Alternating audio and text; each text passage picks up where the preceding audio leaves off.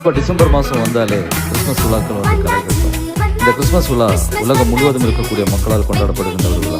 இன்றைக்கி நான் கேரளா போகும்போது நம்ம கன்னியாகுமரி மாவட்டம் வளனூர் அப்படிங்கிற ஊரில் இருக்கக்கூடிய ஒரு சர்ச்சில் குழந்தைங்களிலிருந்து பெரியவங்க வரைக்கும் பலவிதமான வேஷங்கள் போட்டுருந்தாங்க நான் பார்த்தேன். அதாவது இயேசுநாதர் வந்து பிறக்கும்போது அந்த நேரத்தில் இருந்த பல கேரக்டர்ஸ்களை என்னால் பார்க்க முடியுது. அதாவது ஆட்டிடையர்கள், ஞானிங்க, ஏஞ்சல், மேரி மாதா, குழந்தை இயேசு, சாண்டா கிளாஸ், பல விதமான வேஷங்களை அவங்க போட்டுருந்ததை பார்த்தப்போ எனக்கு ரொம்ப ஆச்சரியமாக இருந்தது. இது என்ன ஃபங்க்ஷன் சொல்லி கேட்டேன். இந்த கிறிஸ்மஸ் தாத்தா போட்டி பவனின்னு சொன்னாங்க.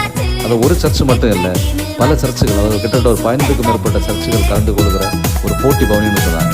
ஒரு இடத்துல இவ்வளோ கிறிஸ்மஸ் தாத்தாங்க நிற்கிறதையும் அவங்க பவனி போகிறதையும் இன்றைக்கி தான் முதல்ல பார்க்குறேன். இந்த போட்டியில் வந்து பார்த்தீங்கன்னு சொன்னால் அந்த கிறிஸ்மஸ் தாத்தாக்கள் அந்த சிவப்பு ட்ரெஸ்ஸு, வெள்ளை தாடி, அந்த தொப்பியெல்லாம் போட்டு நடந்து போனப்போ ரொம்ப அழகாக இருந்தது. குழந்தைங்கள்லேருந்து பெரியவங்க வரைக்கும் இந்த போட்டியில் ஆர்வமாக கலந்து கொண்டிருக்கிறத என்னால் பார்க்க முடியுது. அது மட்டும் இல்லைங்க, அந்த அலங்கரிக்கப்பட்ட வாகனத்தில் அவங்க போகிறது, நிறைய பேர் பாடல்களை பாடி மகிழ்ச்சியாக போனதை பார்த்தேன்.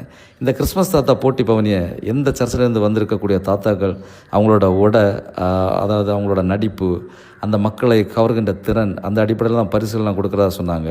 இந்த பவனி வந்து ஒரு ஒற்றுமையை வளர்க்குற ஒரு பவனியாக தான் நான் பார்க்குறேன். மத வேறுபாடுகளை கடந்து நம்ம எல்லாரும் மகிழ்ச்சியாக இந்த கிறிஸ்மஸ் விழாவை நம்ம கொண்டாடணும்னு நான் கேட்டுக்கிறேன். Okay, thank you.